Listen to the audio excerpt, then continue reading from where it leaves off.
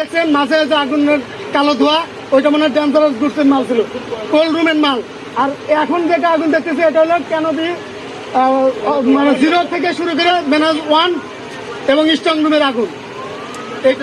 আচ্ছা, শুনছিলেন যে এখানে যাদের পণ্য রয়েছে তাদের কিন্তু 3 শিফটের পণ্য এসেছে, তারা কিন্তু সেই পণ্যগুলো এখনো খালাস করতে পারেনি। সেগুলোর কি অবস্থা আর সেটাও কিন্তু এখন পর্যন্ত জানা যায়নি। এখানে আরো যারা রয়েছেন তাদের সঙ্গে একটু কথা বলা চলবো, চেষ্টা করবো যে আপনার কি রকম পণ্য রয়েছে, আপনার কি রকম পণ্য আছে এখানে ভিতরে।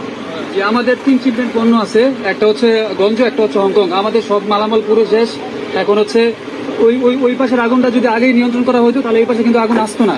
ওদের গাফলতির কারণে এই পাশে আগুন আসছে। এই পাশে কেমিক্যালের আগুন লাগান পরে হচ্ছে আমাদের সব মালামাল পুরো শেষ হয়ে গেল এই সাইডটাতে। আমাদের 3টে shipment, GCL, Gulbahar cargo and লজিস্টিকের। আমাদের 3টে শিপমেন্ট, 2টা চায়না শিপমেন্ট এবং একটা হংকং শিপমেন্ট।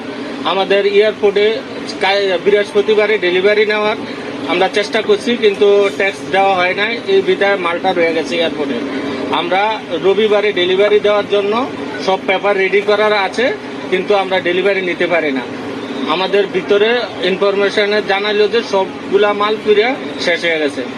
ওকে, শুনছিলেন যে এখানে যাদের পণ্য আসছে, যাদের পণ্য ভিতরে রয়েছে, তারা কিন্তু বলছেন যে তারা তাদের শিপমেন্ট নেওয়ার কথা বৃহস্পতিবার থাকলেও তারা কোনো আইনি জটিলতা বা অন্যান্য জটিলতার কারণে নিতে পারেননি। সেক্ষেত্রে কিন্তু তাদের পণ্যগুলো ভিতরেই রয়ে গেছে এবং এখন পর্যন্ত তাদের যতটুকু তারা জানতে পেরেছেন ভিতর থেকে তাদের পণ্য পুরে ঘনীভূত হয়ে গেছে।